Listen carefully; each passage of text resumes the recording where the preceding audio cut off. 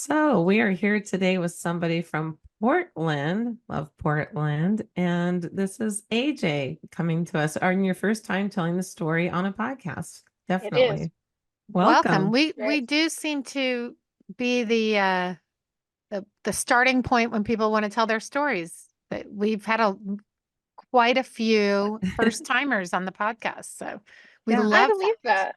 I mean, I think that makes sense. It's a really welcoming environment. And I think for a lot of people, at least people that I've talked to, there's not really any kind of platform to talk about your adoption story. And Yeah.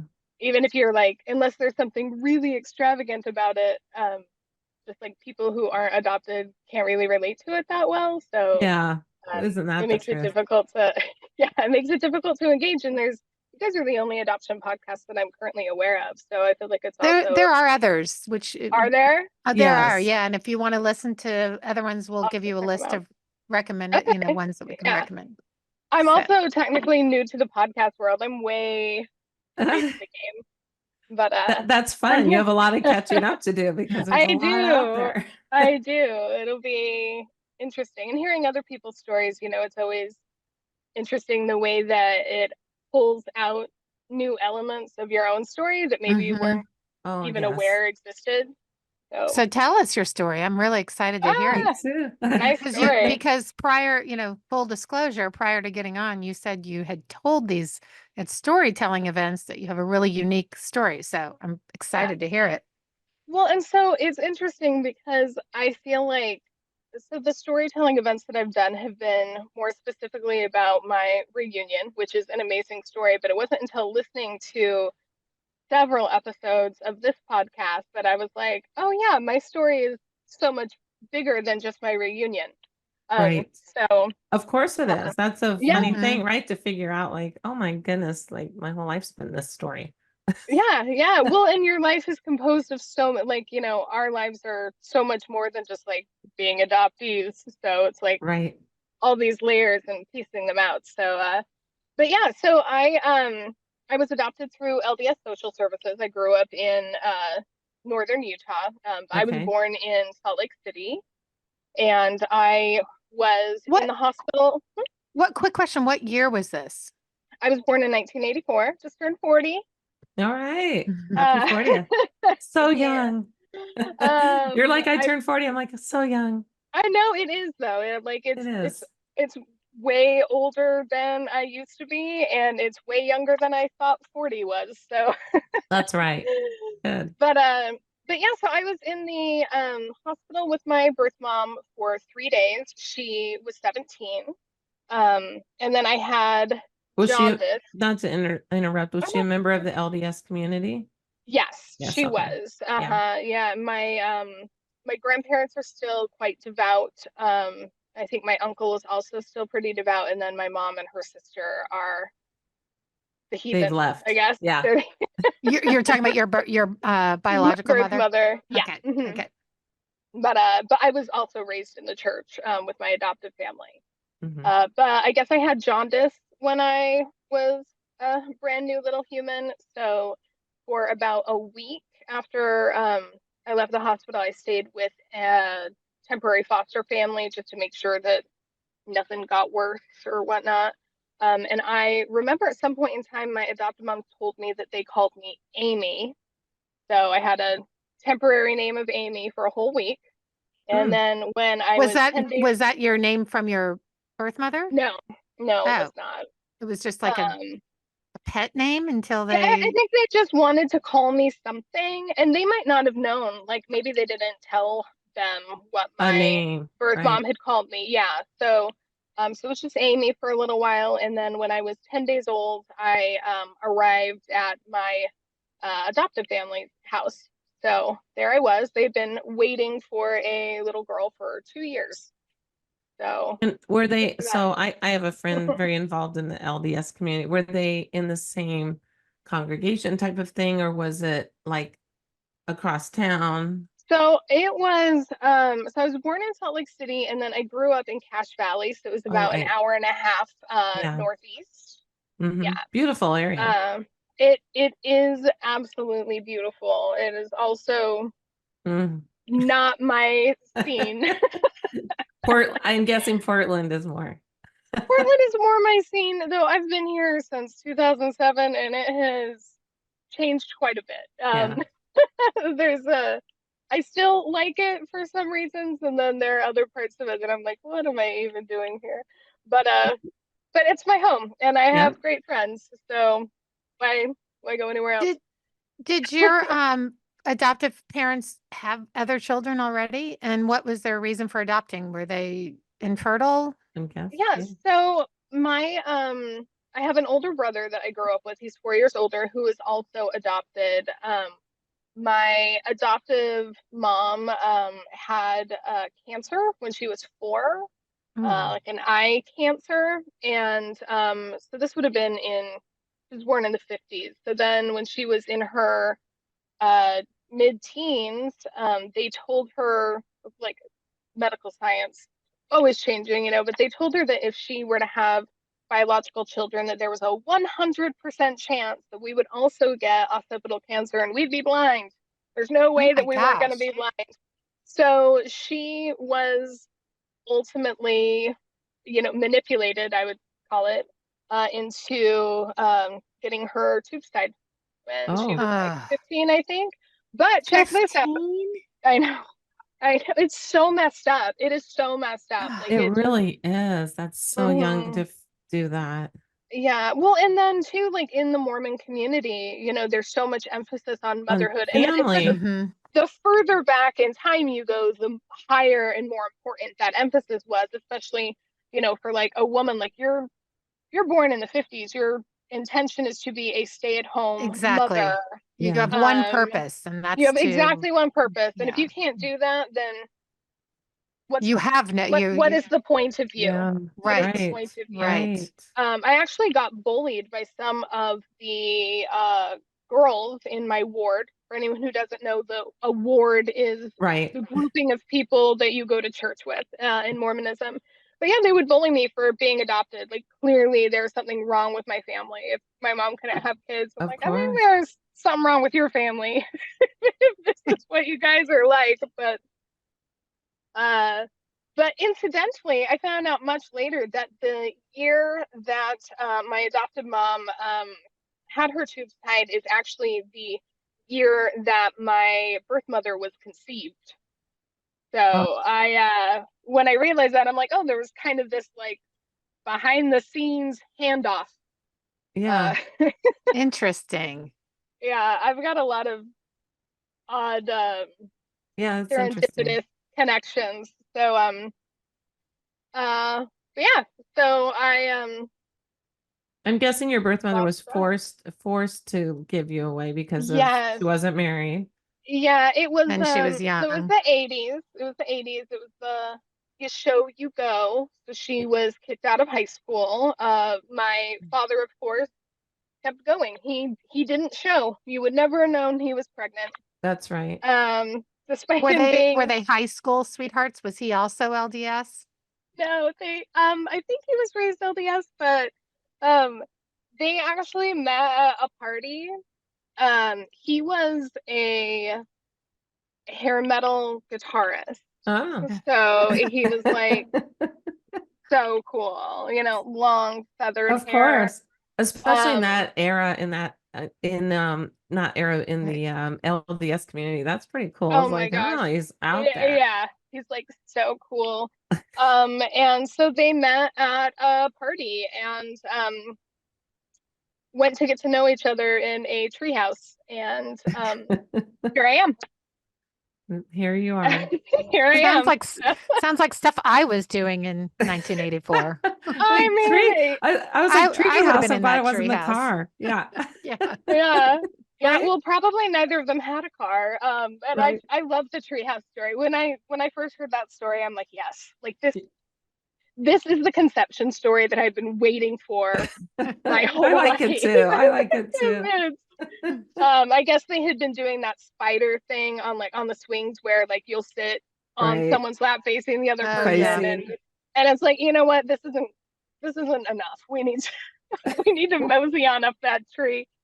But he called her the next day And I think they found out about me like 5 weeks later. Oh man. And then I believe my mom told me that they dated for like 7 months, but he was getting around, so that did not last. But what else can you expect? He's a hair metal musician in the 80s. Like, I think that there's a law that you're required to get around. Yeah, of course. They make movies out of that. What, so Yeah, did your mom, how did your birth mom, her family must have just, was that bad for they her? How was that? so the perk is that my grandparents are probably the kindest, just Oh, absolute sweetest people that have ever existed. My mom has told me that she has in her entire life, so she's 57 right now, and she has never once in her entire life heard either of her parents say something negative about oh, another person. They are just absolute loving, wonderful people. But like, nope, like you can't, not everybody can just afford to take care of their teenage daughter's kid. yeah. So she kept trying to get a job, but who's gonna hire a pregnant teenager? Especially in the 80s. Like that She wanted to keep you. she wanted to keep me really bad. I was very Oh, wanted and it just couldn't happen. yeah. So it didn't happen. So you Um, were sent to your adoptive family where there was an older brother who was also adopted, and then it was the correct. two of you, and your Yeah, mom had this strange story of eye cancer and Yeah. yep. Yeah, yeah. So a lot of elements of play leading to this being my my story. were they pretty devout, your adoptive No, parents? Oh, they were okay. not. I am so grateful for that because I don't think I Yes. would have been able to handle it. I started having my doubts about the church fairly young, I would say. As soon as I really started to notice the hypocrisy in it, I started having a hard time. Like I could bring my friends to church, but I couldn't go to their church. Like, Right. what's that about? Like, if this is the truest thing of all time, I don't think a little exposure to something different is going to peel me away from it. Right. Uh, but being weird and telling me I'm not allowed to explore, that's gonna pull me away from anything and anyone that's putting that on me. I Yeah. don't play that game very well. Yeah. Uh, but yeah, but we did go to church though. It was just like my dad loved Pepsi.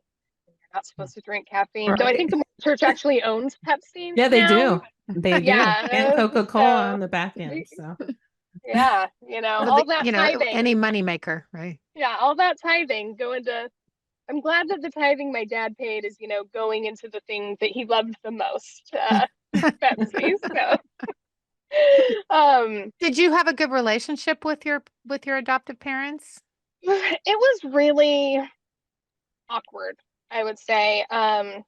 My dad was a cop, a really nice guy, but he was a cop, and he is from the era and from parents where you don't talk about emotions. right. So, it's possible that he's told me that he loved me at some point, but typically instead of like I love you, I would get a my heart pumps Pepsi for you. Oh, yeah. So, um, and he just all the men in his family have this look, and if they give you that look, you You're in knock it trouble. off. Yeah, and they weren't. It's like the kind of look you're like, oh man, I'm about to get my ass beat. Except for they weren't Right. violent. They didn't do that. The look was all it took. That Yeah. was it. So he made me nervous in a lot of ways because of the look and the lack of emotion. And I was always an incredibly emotional child. Yeah. So now that I'm much older, I can look back and see the ways that he was really trying to connect with me with the tools that he had, but we were we were playing from opposite, like completely different decks, and that makes it difficult to make that connection. But he was nice. Like my elementary school, every year we would have a daddy daughter dance, and he didn't miss a single one. He'd get dressed up, we'd go. I still have the Polaroids from the photo booth. We'd square dance. Um, So it was important to him to be a good dad. After his death, I actually found a letter that he had written the adoption agency um, to ultimately be like, these are the reasons why we deserve this little girl. These are the reasons why my wife would be a great parent. And just like, it was really sweet to even just like Have that see this emotional. big emotion. Yeah, because it just wasn't something that you really saw a lot. But he was a good protector, I would say. How And was, then not to interrupt, but how was your brother in this scenario, 4 years older? he that was also, I feel like maybe in a lot of ways it was a typical brother sister thing. Like he would be super nice sometimes, and then other times he was a total asshole. Mm-hmm.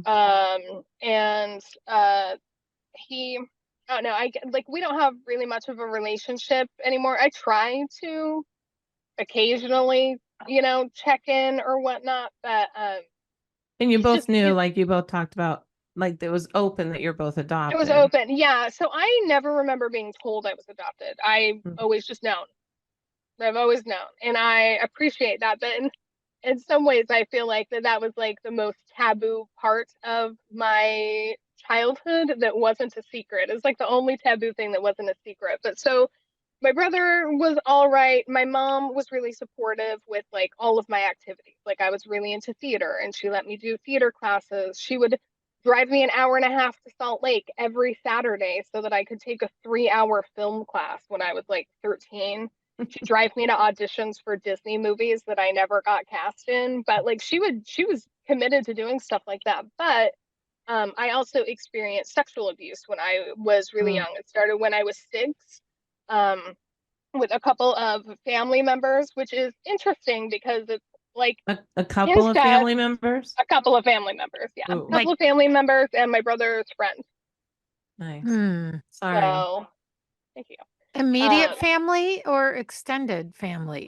There was one actually instance with my brother. Hmm. I He was really young. He was like 10 and I was 6, and it absolutely scarred me in a lot of ways. But I think this is not confirmed. This is pure speculation on my part, but I think that he may have also experienced something similar from a cousin, because as time has gone on, I've learned that there was one older cousin in my family that abused at least 2 other people. Oh, So it would make sense to me if something like that had also happened to my brother, because how else is a 10-year-old going to know about that sort of thing? yeah. It's Like you Hmm. don't, it, it's not an innate thing for a yeah. 10-year-old.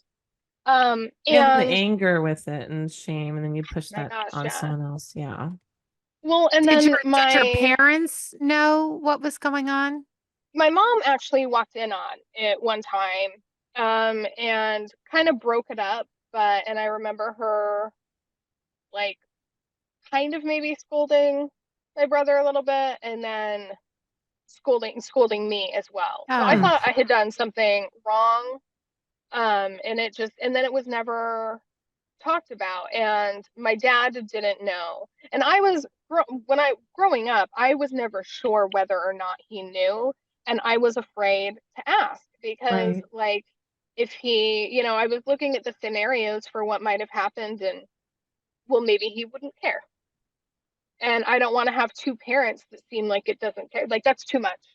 Yeah. And or what if he did care and he was livid that my mom hadn't done more, or that she hadn't told him? If nothing else, like I feel like that's something you should tell your spouse. Yeah. And so like what if he was so mad that they got a divorce? Like I lived in the world where people loved to shoot the messenger. Right. So I was pretty confident that if that had been an outcome, everyone was going to blame me. And I'm really fortunate in that I never experienced the self-blame that so many people good. experience with Good. abuse. I just never did. And so I knew that it wouldn't have been like, I am not responsible for the outcome of your action. Like your truth, when it surfaces, even if I somehow am part of it surfacing, I'm not the reason it's the truth. So like I knew it wouldn't have been my fault if they got divorced, but I knew it would have been perceived that way by a lot of people. And I don't like I wouldn't have been able to handle that on top of everything else. So I just never asked. But I think that that also, alongside of him just not being that emotional of a person and the other disconnections, I think that that just made it worse because it is impossible to build a closeness with someone if you're keeping a deep, dark secret from Yeah. them. It cannot happen. How did this affect your relationship with your adoptive mother? Greatly. It greatly affected Mhm. it. But it's one of those things where like with trauma, especially when you have no choice but to be around the people that are contributing to the trauma, you Mhm.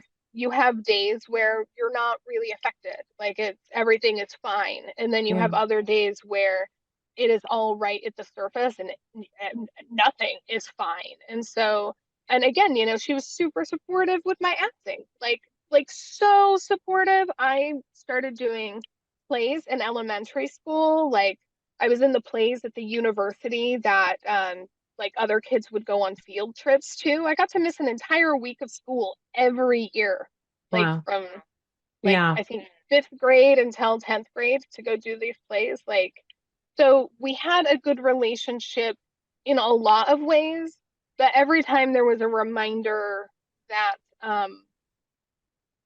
I wasn't as cared about as I should have been. You weren't protected. It really, yeah. And I felt like that she also catered to my brother more. He has some kind of learning disability to an extent. I don't know if it's like been a diagnosed thing. I just remember always being told that he had some kind of learning disability. And I was on the opposite end. I was one of like I taught myself long division when I was a kid. I suck at math now. Like I am Right. not a genius, but I was bright as a child. And so I think that also kind of over made it so that my needs were overlooked because Yeah. it appeared as though I was excelling in so many ways. And so there was this bigger emphasis on him, and he had another medical condition as well. So I just felt really neglected. And there were all these little signs that I interpret as he is the favorite and I'm just here. Like, I really, really, really wanted a silver BMX bike for Christmas one year. I Mhm. got a maroon mountain bike. He got a silver BMX bike. Oh my gosh, I asked for a monogrammed, you know, crew neck sweater. I got a V-neck, no monogram, but my stepsister got the crew neck. No. Yeah. Oh, it's I know that ridiculous. well. I always really wanted a surprise party as well. So I had my 10th birthday party. And then after that, I told my parents, I'm not going to have another birthday party again until I get a surprise party or until I turn 16, because obviously you have to have a 16. My next birthday party was my 16th birthday. Though 2 years after I had made my big announcement, my brother got a surprise party. No. So Gosh. it's like, you know, tell me who's your favorite without telling me who's your favorite kind of a Right. situation. And so that just built a lot of animosity. And then when I was 14, I woke up one lovely March morning in the really, really early hours. I would guess maybe like 1 or 2 a.m. And my brother's friend, who's like the Oh. bonus brother, had his hand down my shirt. So So he's got to be uh, like 18 or he something. was 19 at the time, 19. and I am 99% certain that this was going on in my sleep for about 2 years. Oh God. He also is one of the people that assaulted me when I was 6. So when I was 12, he was, because he's like big brother, so you like kind of treat him like he's one Yeah, of the no one's like family. watching you though. You're a young girl in the house with these boys. Like, Yeah, well, and it's like everybody's naive, so why are you gonna think anything?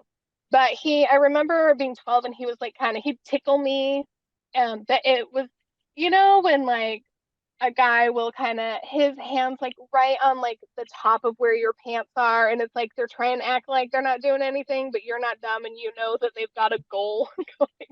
It was that kind of thing, and I'm like, this is not cool. So I had brought it up to my mom, and she was like, "It seems like this is happening, so knock that off." And so he Oh. to did. you, Oh, He to or to did him. to him. me, to Oh, me. Oh, to He you. told, or excuse me, no, she told him to knock it off with me. And so he did, seemingly, and it was like, felt like a normal relationship to some extent. Like he let me drive his car in the church parking lot. So like there were elements of like, hey, this guy is cool, but also elements of this dude is a creep and he's hurt me before already. But during that gap I'm between sorry. the Yeah. tickling, thank you, between the tickling and the waking up to the assault, I started sleeping with my lights on. And I don't know, like, I don't know why I did that. And then eventually I started sleeping in the living room. And it's like, why was I doing that? But, now, like, with a better understanding of Trump, because I studied psychology for a Yeah. very long time. But, your brain is smart and it will find ways to protect you. So Yeah. I'm quite certain that, like, he came in and was doing something, and my brain's like, well, if we turn the light on, this will deter this behavior. And it Right. didn't. So if we sleep in the living room, this will definitely deter the behavior because there's stairs that connect direct to the living room. And right at the top of those is a cop who's sleeping. Then maybe let's not. But no, no. Because when people are determined to do something, they will. And I'm so shocked that with having your father as a cop. God, the boldness. I know that's what Mm. I'm like, and I'm completely appalled by everything, but I'm kind of impressed by how bold he was. Like, I was just like, that's delusional to think that that's a But I have a good question. idea. Was this, not that this is anything, but was he a member of the LDS too? Like everybody, because I Yes. know LDS families growing up, so most people hang out within their ward. Oh And yeah, no, Wait, it you was, just said. and well, and so for a little more context too, to where I grew up, it was actually I grew up in an area that was the first Mormon settlement in that valley. A couple of years ago, I found a 200-page thesis online about the history of my specific small town. It was an wow. unincorporated town. When I was there were only two wards that shared the same church house. Typically, there are three. So it's Okay. just vast agricultural land. And I'm reading through this thesis, and like this guy's, like, his grandparents are in this thesis, like in the early 1900s, along with Okay. like my great grandparents and stuff. So, and there was someone in his family, I can't recall who, one or two people who were in the bishopric. So, like, the leadership of that particular ward. They might have even actually been the bishops, But but not your great grandparents, your adopted no, families. my Great. adopted, No, yes, this. my adopted family's great grandparents. Great. And I grew up, like, there was my house that I grew up in that my dad built. Directly next door to my house is where his grandfather had lived, and then be like there's a pasture behind my house, and then is my adopted dad's parents' house. So it was like three generations So right on everybody my just little kind of corner. hang, yeah, they can go Yeah, family to everybody's just family. there. And Yeah. through the thesis, I learned that the leadership in the ward had worked really hard to make sure that they remained unincorporated from the city, because then they can self-govern. Mm. So who Mm. knows how much shady stuff was going on, but I'm sure it was a lot because How did you finally get away from it all? I know. oh, And yeah, so go okay, back to so I'll your get story. yeah, Yeah. so I'll get there. But anyway, so I woke up to this dude doing. I woke up lots of times to him like putting a blanket on me, and I was just like, oh, he got up for water, and I kicked off my blanket, and he's being nice. I was like, no, that dude was being shady. But so I woke up, found a way to like wake up organically. Like, he had a flashlight, and I'm like, oh, what are you doing? And after he went back to my brother's room, and when I felt like it was safe, I went upstairs and told my mom, and she was like, are you sure? And I'm like, yeah. Did you dream it? Am I still asleep? Like, I I haven't mean, woken up separately. It was Wait, just disbelief. Um, and so then she told my dad, like, she won't stop saying this happened. Like, not even a, hey, this is a problem, but in a, oh my gosh, like, she won't stop saying this happened. Can you like put an end to this? He didn't say a word. He went straight downstairs. He went right into my brother's room. He grabbed this dude by the arm, drug him into our living room, kind of shoved him on the couch, and said something like, I dare you to move.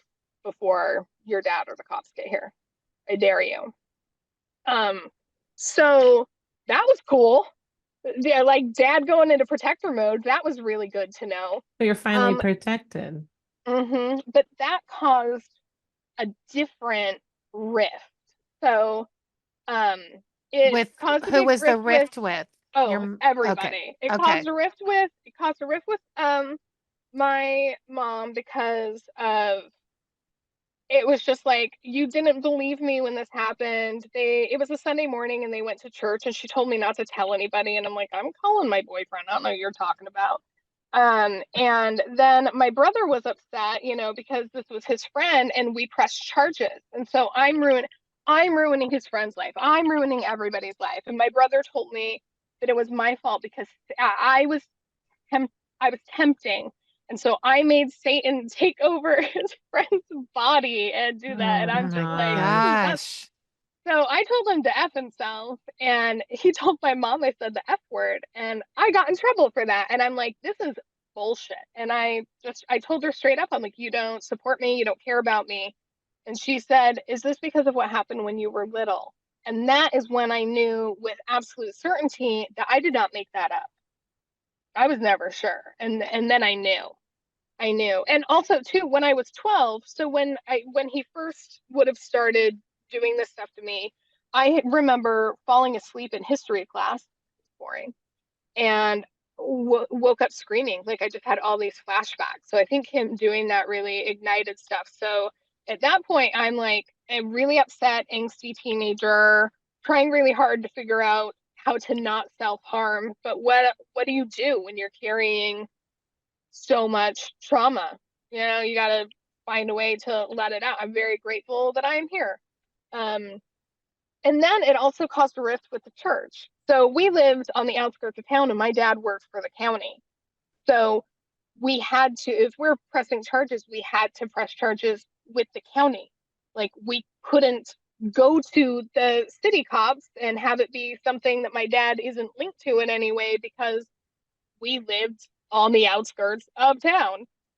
So the ward decided that like we were railroading this kid. They kept trying to tell us to stop pressing charges because we were going to ruin his life because he was about ready to go on a mission.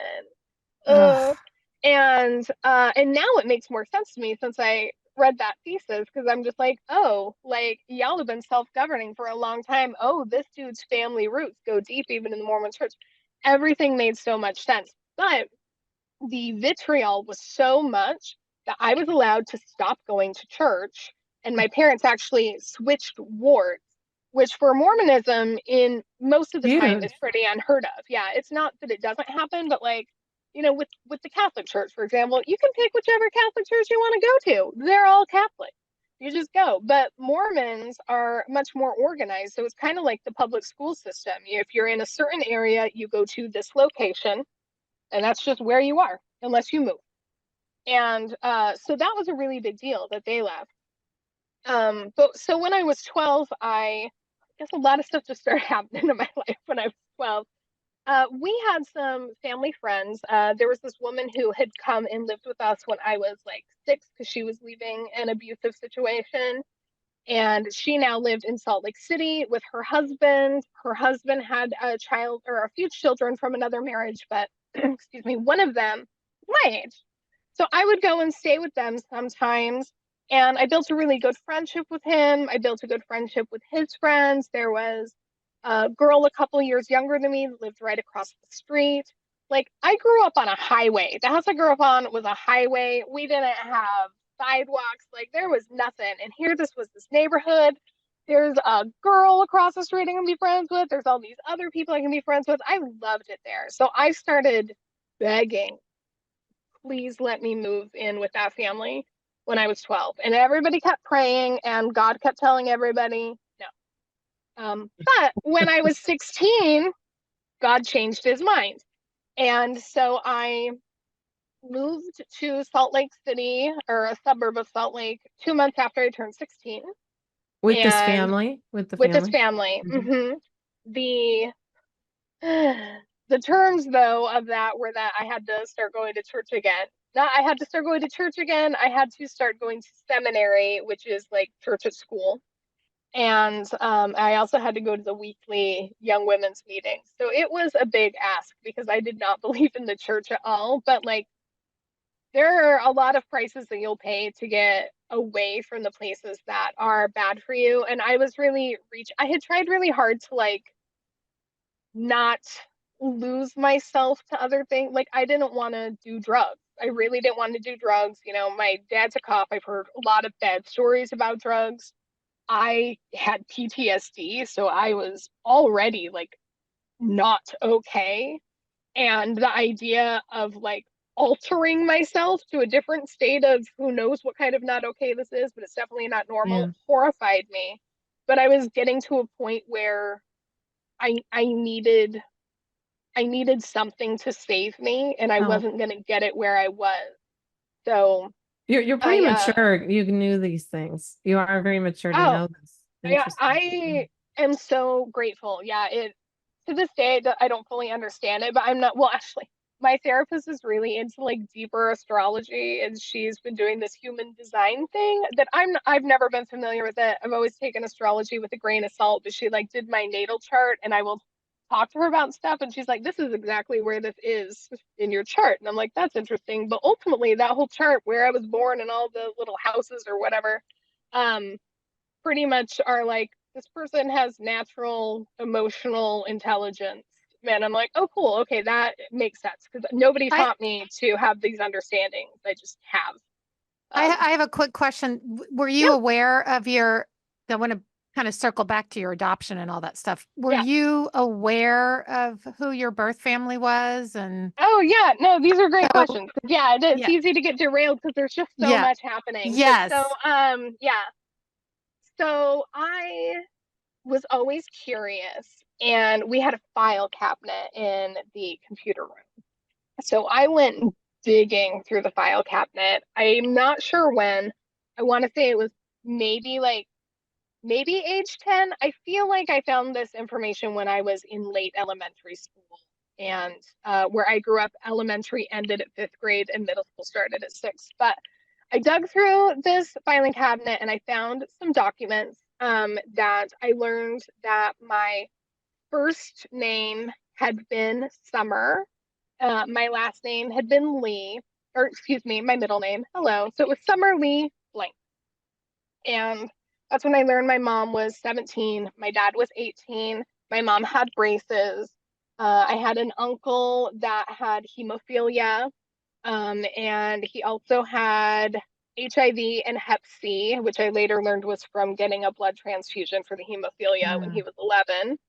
Um, and I was 5 pounds, 7 ounces, I think like 18 inches long or something. I was little. And I was Hmm. born at, or I learned the name of the hospital I was born at.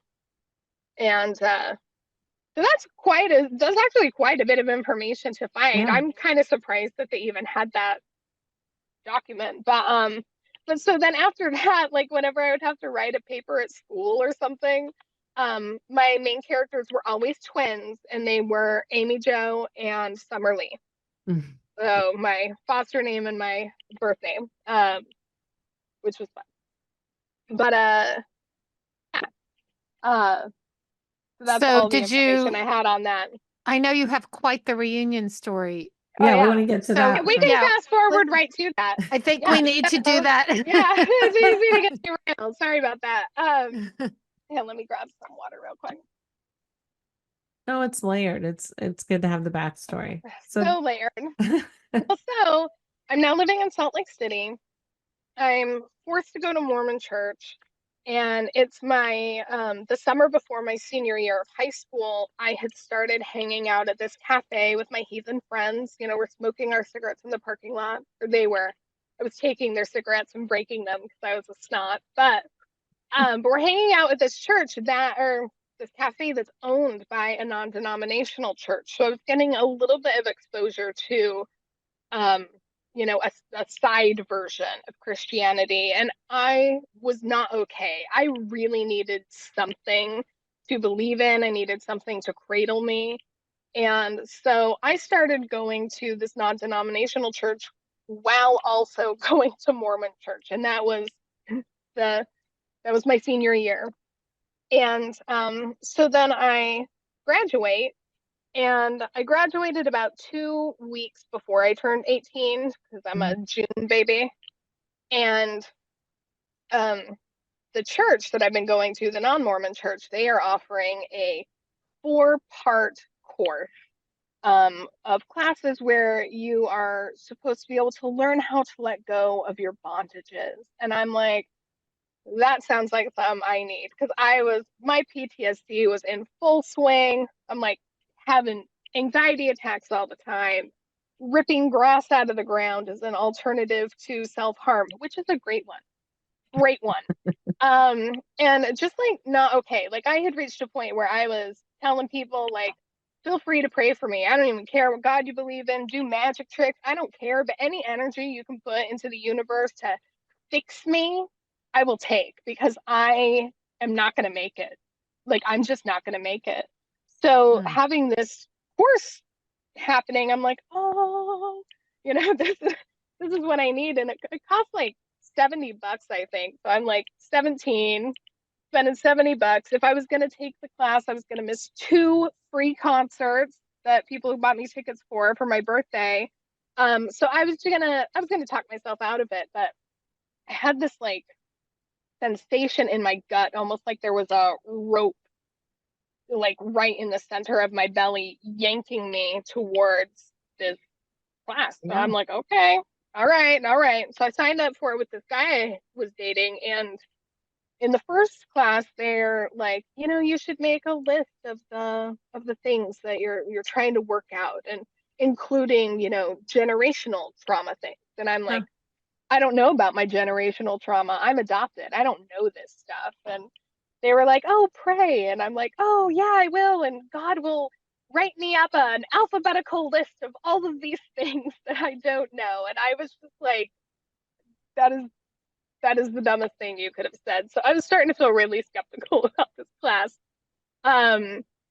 So I then go to the next class, and I'm having a day. I do not want to be there. The guy I was dating was like, this is why you're taking this class, because you're just angsty and you want to die today. So let's go to the class. I'm like, okay. And so this was a Wednesday. And then there were 2 other classes, which would have been Friday and Saturday. That Friday was my 18th birthday. So at this point, we're two days away from my 18th birthday. And I suffer through this class, and I'm ready to go. And this woman I had not met before, who is not my birth mother, to be clear, not my birth mother, she approaches me, and she just looks great. She's like sparkling. She's having the complete opposite day that I am having.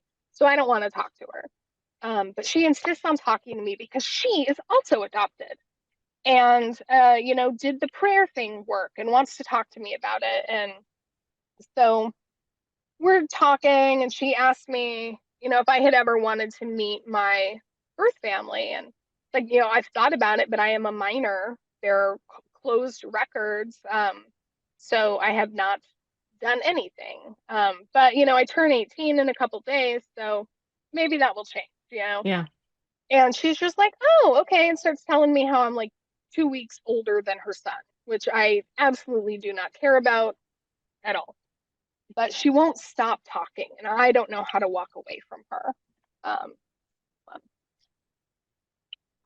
So then she is like, you know what is so funny? What? Tell me what is funny. And she goes, my best friend was pregnant at the same time as me in high school, and she had a baby girl on this date at this hospital named Summer. No. And I'm like, Wow. you know what? That is funny, because that was my name. Was her middle name Lee? She's like, yeah. She was like 5 pounds 7 ounces. And I'm like, me too. She's like, huh. And I'm like, huh. And then we're both kind of like, huh. And then she just keeps talking about her kid. And then, like, out of nowhere, she's just like, oh my God, oh my God, how did I not recognize it? You're just like, you look just like her. And you just sound just like, how did I not realize? And I'm just like, what That's is probably why she wrong was drawn with this to you, to be lady? honest. Yeah, Yeah. oh, probably. And I'm just like, what is up with this lady? Like, she, is she speaking in tongues or something? Like, it was just so weird.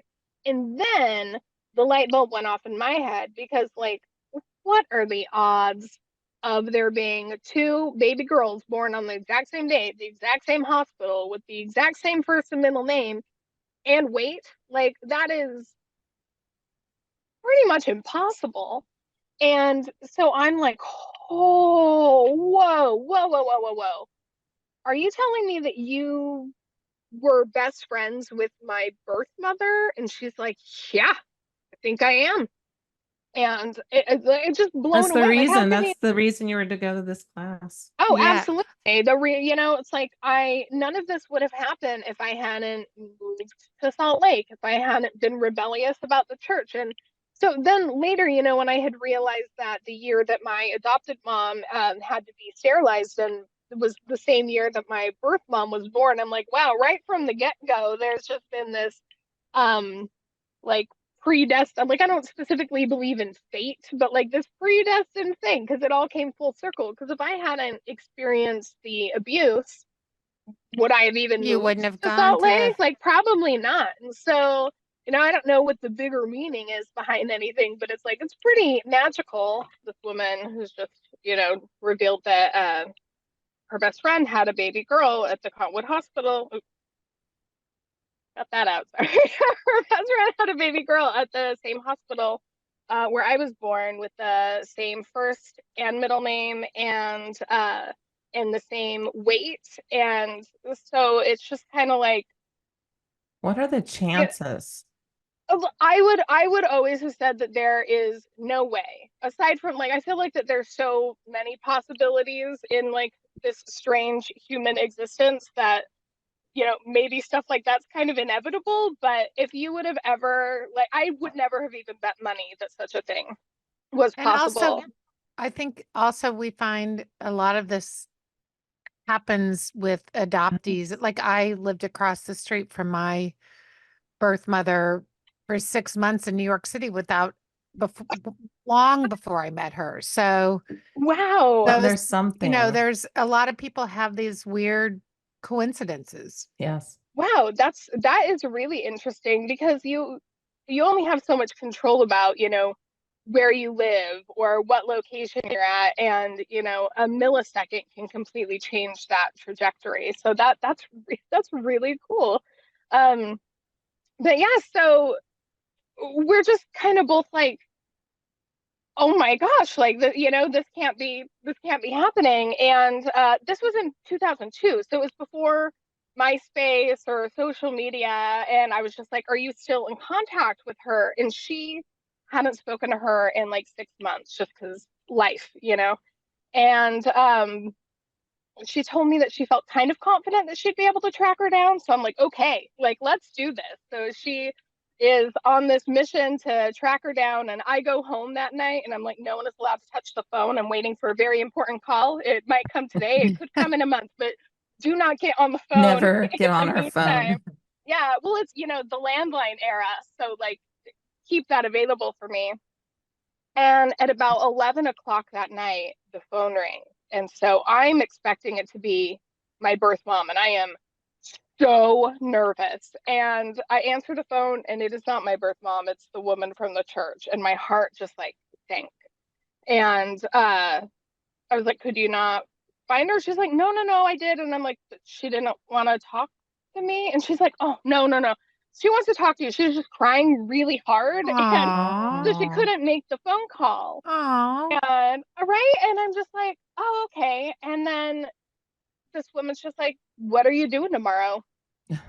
And I wasn't doing anything tomorrow. So she's just like, would you like to come to my house and meet your birth family? Okay. And it's just like, how can I not do, like, how can I not do that? And so the guy I was dating at the time, he picked me up in the morning. You can't really describe, like, the kind of nervousness that Yeah. is surrounding this. Like, I've had anxiety and nerves about a zillion things, but and especially since this happened so organically. And remember, this meeting is happening the day before I turn 18. So like I hadn't even had any time in my life to prepare for something. I just thought Right. I was going to have At to dig all. this. You know, you got to dig, investigate. You've got time to build up your courage and your nerves. And this is just falling into my lap. Like it was bizarre. So he picks me up and he picked up a bouquet of daisies because those were my favorite flower, and I wanted, you know, to bring something something like that. And we drive all the way across town. And when we get there, there are so many people in this Really? woman's front yard. So many people because like, you know, my birth mom wanted to keep me, and her pregnancy wasn't a secret from the family. Like nobody tried to pretend that this wasn't happening. They just kind of accepted that it was happening in a way that wasn't what they want. Like they didn't want it to play out the way it did. But so like I had cousins there, like, you know, and even like like my mom's cousins were there. Like there was just this, Well, it's like they're all coming to see you. You've been found, right? yeah, It's a thing. yeah. And I like that didn't occur to me either. Like, you know, I grew up No. with one brother, like I had cousins and stuff, but I'm just like, who are these people? It was really overwhelming, I'm sure. positive, but overwhelming. And I just remember kind of being like, which one of you is my mom? There's a lot of you here. And she just kind of, you know, awkwardly is like, I am. And as soon as I like looked at her, it's like, of course you are, because Oh, this was you. Yeah. And even our voice is the same. And I've been told my whole life that I've got a unique voice. If you were yeah. talking to either of us on the phone, you wouldn't know which person it was just by the sound. Fascinating. But she had brought me the exact same bouquet of daisies. Oh my No. gosh. Okay, that's the stuff. I That's had a what Sarah's feeling saying. when you brought the Yep, daisies, me too. something was Yeah, going to connect to that. exact same. It was wild. And the woman from the church had let me know that she had had other children. So she had had 5 other children after me.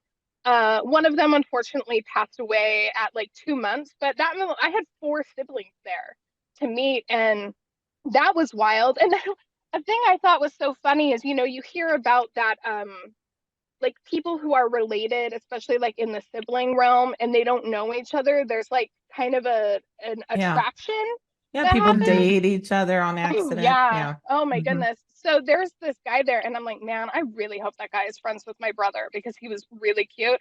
And then, of course, he's my brother. And I'm just like, oh man, like, why does that have to be the case? And yeah, and that's just a trip because when you're, you know, 17, 18 and you meet someone your age that's cute, they're never your sibling. And so I'm just like, this is weird. But How old were your siblings? so my brother, the cute one that I was just talking about, he is 13 months younger than me. So my mom actually got pregnant 4 months later. Wow. If I feel like if I had not been put up for adoption, he like I don't think she would have been available to get pregnant again. You know, you're kind of busy when you're a Yeah. brand new mom. I So think I guess about that, her trauma while you're dealing with that, right? Like oh, yeah. how you Oh do my that. That's a gosh. whole nother thing. But Yeah, it is a whole thing. But you know, I'm got all these siblings, and she kept him because how could she possibly go through an adoption again? And Like there a was just no way. different father? Different father, yeah. And then so I have my own birth father. That brother has his own birth father, and then the other 4 kids have the same father, who is my birth mom's ex-husband. okay. So yeah, and it's so interesting because we all look the same. Like I've seen pictures of my little sister, and it's just like she looks exactly like me. I saw a picture of my mom from when she was in the hospital when I was born, and she had braces at the time. And if you had taken a picture of me with braces when I was younger, same person. It is just wild to like have this, you know, sudden mirror image like in different places. Same with my aunt and her daughter. Like we all just look the same. But so yeah, so That that was kind of broke my my heart a little bit because I'm thinking we're reading all these different things with birth mothers, but just thinking with her braces, like so young, just what she's gone through. Yeah. Go on. Yeah, she'd Mhm. been 17 for 3 months when I was Yeah. born. Yeah. Yeah, but so it was just wild. So that was ultimately like the universe's gift to me for my 18th birthday. But that was also weird because, I felt like I needed to let my adopted family know that this was happening. Like, and so I called my adopted mom before even going out there. And it felt awkward, like, hey, I'm just breaking this news to you. By the way, you don't have any time to adjust to it because neither did I. So there's that for you. And then I don't know how long it took. Within the first year, I think that they met at a park in a public place Oh, to meet each other. And so they didn't like become friends or anything, but that went well. Um, which was just crazy. But then so as the story continues, I now know my mom and she knows who my dad is. So she could give me his name, and I went through the online white pages and found him. Fortunately, his name is not common. So I found him, I called him, and I pretty much got like a oh, go with God kind Did yeah. of did a thing. he did he know With about your birth? Yeah. Yeah, he knew. They dated for like 7 months, I think, after I was conceived. So yeah, so he knew, but he's, married and has his own kids at that point in time. was he And I LDS? LDS also? not active, but he was Okay. also raised LDS. And I found out that he is actually also adopted. Oh, But Oh, but I'm not sure if that was through um LDS social services also or not. But yeah, so that was interesting. But that also means that even though I found all these people, there's still, a half of me that I have no idea what my genetic background is like, what any of it's like, but still answers, at least one question. Now I know that about him. Um, but I wasn't like was he not open to like meeting at you the or at the time, no, it was just kind of oh, like okay. At go the with time. God. I Yeah. later realized that like the person that he was married to at the time was like jealous of my mom. Interestingly, my mom's ex-husband was also like jealous of him. And it's like, you guys, these people were teenagers and this happened before they met. Like, how in the world could you have jealousy over, like, it just seemed bizarre. But so she was definitely the primary reason why this was not working out. But it just bothered me. I couldn't accept it. Like, which I don't think is terribly uncommon for no, adoptees. no. Um, but so 3 years later, there's MySpace. And I knew just enough to know that I had a half brother who would have been 17 at the time. It was how old I was when I found out about everybody. So I took that as an age appropriate time to drop something like this on somebody's lap. So I found him on MySpace and I sent him a message and I was like, I think we might share some DNA. Um, and I got a message back from my birth dad's wife, and it was pretty Oof. much just like, I'm the wife, this person's the brother, this person's the sister, and we have 3 cats. And like that was her, Oh, hey, now you're done. But I had a stepsister through them, and she was not done. So she then found me back on MySpace and started talking to me. Wait, do you mean Um, a half sister, not a stepsister? it was like a half stepsister, I could call her, because it was the wife's daughter Oh, I from a see. I oh, previous see. yeah. Okay, relationship. gotcha. Yeah. Gotcha. Yeah. But so she then like hits me up on MySpace. So we start a friendship, and then later that year, my dad's band from the 80s is getting back together. They're like No. 41 at the time. The They're hair getting back band. together. Yeah. And they're playing a show at the local bowling alley. Oh my No. gosh, that's so funny. And I found out about it both because my sister sent me a flyer, and I also worked at a record store at the time. And one of my regular customers was like obsessed with metal music. And my dad was one of his favorite guitarists from local 80s metal bands. Like this dude had lists. It was fascinating. So he tells me about it too. And I'm like, well, I have to go. And so my birth mom and I both go to the show. She hadn't seen him in like 12 years. We're like in the back, like drinking the most expensive Coronas ever because that's what they had at the bowling alley, like so nervous. And you can kind of like see him. And then at a certain point, my sister finds me with my brother, and they kind of walk me over after the show and like force this introduction. And that was wild too, because I look just like him also. And his band was there, and they all remembered, like his band members Oh, came, some of them came to the hospital when I was born. He did not, but some of his band members did. So it's just weird to have these two different group reunion things going on. they're probably Um, fascinated. Like, there's the baby. yeah, yeah. And then he and I had a brief relationship for a while, but we have a lot of opposing like views and values. And at a certain point, it's kept like shoving them on me, and I'm like, I don't do the shoves. So so that one didn't work out. But I do still have a relationship with my birth mom. And everything kind of takes its own weird toll because I got married when I was 19, as is the Mormon way. And that didn't work out. So I also got divorced when I was 19, and I didn't have anywhere to go. And I Oh, actually lived with my birth mom and my siblings for like 2 months while I was trying to figure out where to end up. So I lived with her for a couple months, which was highly unusual. Um, and then I ended up moving to Oregon, and I was here for a year and then went back to Utah to deal with some family stuff with my adopted family.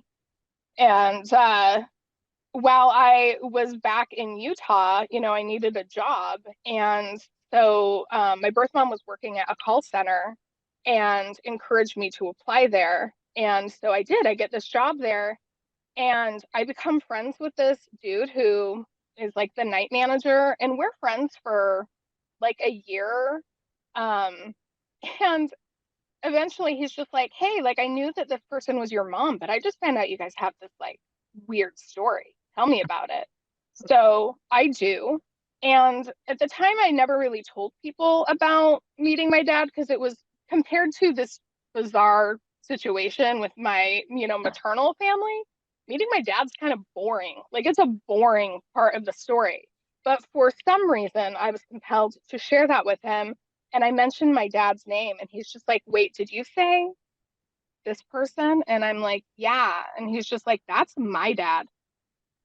Oh my gosh. oh my goodness. You For do have a a crazy reunion story. dude, it is so crazy. And then to top it off, we were in utero at the same time in our respective wombs. Yeah, he is 2 months older than me. That's So insane. yeah, and I know of at least one other child that my dad helped create who was also given up for adoption. So it makes me curious exactly how many of us there are. Yeah. My neighbor as a child was adopted, and everyone always thought that we were twins. And I am so curious, but I don't know how Well, to. have you done DNA yet? I Yeah, I mean, did Ancestry. Since it's Utah based, I thought that that might be Yeah. the best route. And the only thing I found that may have been paternal was like fourth cousin Oh, style stuff. hmm, And I didn't bother reaching out because especially with him being adopted, like they might not even know that he exists, let right. alone that I existed. But it did confirm though what I had already assumed, that I was in fact yeah, right. in connection with the correct birth mom. He was So busy that was during those interesting. hairband days, Oh right? my gosh, I think that that was like one of the like rules about being in a hairband. Of Like you really course. have to Maybe enjoy maybe any band, yourself. really. Any Any band, band. yeah. But I had a rule for a while. Like if you don't know, you know, if you don't know, I guess it's still a rule, except for that I'm not dating anymore. But if you don't know who your dad is and you were born anywhere near the cities that he's We're not lived in, sleeping together. yeah, exactly. We just gotta assume that this is not the best choice. But yeah. So What a AJ, you have crazy, a gosh. interesting story. So where is everything at now? So I know where my dad lives, but I haven't talked to him for quite some time. And then my birth mother and I still are in communication, as I am with my siblings. Like when I go back to Utah to visit, I usually stay with one of my siblings. Typically my brother, um, who's awesome, and he recently got married and they have kids and they're just Oh, fantastic. This last time I stayed with my sister, which was really fun because we are 11 years apart. So she was 7 when I met them. She's like finding out on the way to meet me that she yeah. that she She's like, has a what? sister. And both of us really wanted a sister. So it was great. But when you're 18 and 7 and you don't live together, it's really difficult to create a rapport or, like a relationship. And then when I moved to Oregon, I was 22. So she's still, she's just like 11. So this last visit, I think it was this year. Pretty sure it was this year. That was really fun because I stayed with her for the first time and we had like some real, like, we're grown-ups now, Yeah. one-on-one sister time, and it was amazing because our lives are actually really similar. Like milestone moments in our life that really, like, positive or negative, kind of took a turn one way or the other, happening at the same age, Interesting. that are like, they're not identical but parallel, and it's just kind of like, how is that possible? Because our entire experiences were different. um but it was really fun to bond with her. So yeah, I'm in connection with everybody. I saw my grandparents, they're sweethearts. My husband got to meet all of them. All of my siblings and my birth mom and my aunt, all of them have come to Oregon, um, at different times to stay with me. So yeah, And it's where are things at with your adoptive family? so Yeah. my dad unfortunately passed away in 2009, which is the reason why I went back to Utah for that year. And I found out that he was ill during an estrangement. So when I was Oh, 21, I just hit this point and I'm like, I am trying to, like, get this stuff worked out and no one is meeting me. And again, like, I didn't know how to be emotionally vulnerable with him, and he didn't know how to be emotionally vulnerable with me. So there was always kind of a gap. And I also had never told him about the abuse from when I was really young. And I don't think that my mom had told him about it at that point either. So my beef was ultimately with her, and we couldn't come to this agreement. It's like she just couldn't get out of the denial aspect of Mm-hmm. yeah. things. Yeah. And I'm just like, I can't. So I drove the car that they had bought me 95 miles, followed by someone I had worked with for 2 weeks, and left the car in the driveway with a note that was like, I just can't. And then this person drove me back, and I changed my number and moved just so that I was worried about being, like, caught up with. And then, my dad used to be a cop. Like, is he going to use connections to find me? And I really needed this boundary to be respected. Yeah. But then when I found out he was, dying, I didn't want to care, honestly. Like, I didn't want to go back. Like, all of Utah feels traumatizing to me, Yeah. especially the little area that I'm from. Like, Mm-hmm. being there feels like I'm being poisoned and suffocated at the same time, which fortunately has since changed. But so I wasn't gonna go back, but I had that exact same, like, yank in my stomach that I had when they were offering that course at the church. So I'm like, I have to listen to this yank. My whole life, if I have listened to that tug, something positive has come out of it. So, you got to trust Yeah. that that gut feeling. And he and I were able to have a great talk before he passed. We were able to talk about, my life experiences. And I felt kind of like I had failed him. Like, I felt like I had abandoned him. And he gave me such a wonderful gift because he told me, you have to do what you have to do to survive.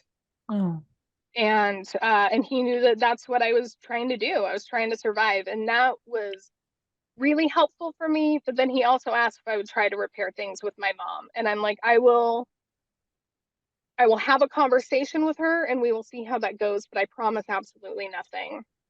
But I did. I had a conversation with her a little while after he passed, and I pretty much was like, these are all of the reasons that I've been upset with you my whole life. These are what my boundaries are, and they are firm. And if you want to try to repair this relationship, I am open to trying it. But if you cross any of these lines, if you dip your toe over any of these lines, you will never hear from me again. And she like by then she knew that I was serious. Yeah, I'm not here to mess around. And she has respected that. So there were a couple of times that she actually came to visit me out here, and we've had a lot of conversations over the years now about my childhood. Like, we can now talk about the bad things that happened to me as though they are simply a part of my story, because for me that's all they are. Like, they shaped me. It's not like they don't have any weight. Like, the making of me is hugely in part of that, you know? And so I need these stories to be allowed to exist in the open. I don't need to dwell on them, but like being able to talk about them, like, these are just the facts of my life. That There doesn't sounds have to be so healthy and great. And I've been to a lot of therapy. yeah, You dealt with things very young, and you are healthy. It's nice hearing about the boundaries and what you've dealt with. This whole story is about that resilience. And thank you. Yeah, boundaries are so important. You know, even the tiny ones that seem like maybe they're not that big of a deal, they're a big deal, because they're part of something vaster than that, you know. But yeah, I'm so glad to hear this, and thank you for sharing. And it really ended up being such a positive story that like wrapped up. And of course, I'm sure there's, more to this, like more to come, and always shifts. But it sounds really alive, good. So yeah. Thank you. So much, AJ. Yeah, really, really nice to talk to you and meet you. And I feel like this will resonate with a lot of people. There's a lot of people who need to hear this for various reasons. So thank you for being vulnerable. Oh, yeah. Thank you so much for having me. I've been really excited with each new episode I've watched. I've just gotten more and more excited. There's been a lot of talk on your podcast about community, like the adoptee community. And until watching your podcast, it didn't even really occur to me that I am part of such a community. Yes. Because I've had issues with communities. Yeah. So I feel like I've connected with myself in new ways just from watching your podcast. So if I can contribute to that, thank you for being a watcher, by the way. It's a YouTube plug. Thanks for being a watcher. It felt important. Like, I think I would feel weird coming on me. Like, I've never even seen this before. Yeah. Well, or I think Louise means rather than just listening, the viewing of it. Yeah. I can't just listen to podcasts at all. I didn't realize that people would record them and put them on YouTube. So ever since I found that out, that's been great, because my brain will go somewhere else if I don't have a visual focus. I like that. It's nice that you're on there. Well, thank you so much, AJ. So nice to meet you. You too. You guys are awesome. Keep doing what you're doing. Please stay in touch with us if you have big things, and send some pictures. Yeah. If I get a really amazing update, I will let you guys know. And yeah, I can send you some pictures. I've got some good ones, including from the day of the reunion. So I would love to see. Great. Thanks so much. Cool. Awesome. Yeah, thank you. Have a wonderful day. You too. Bye. Bye.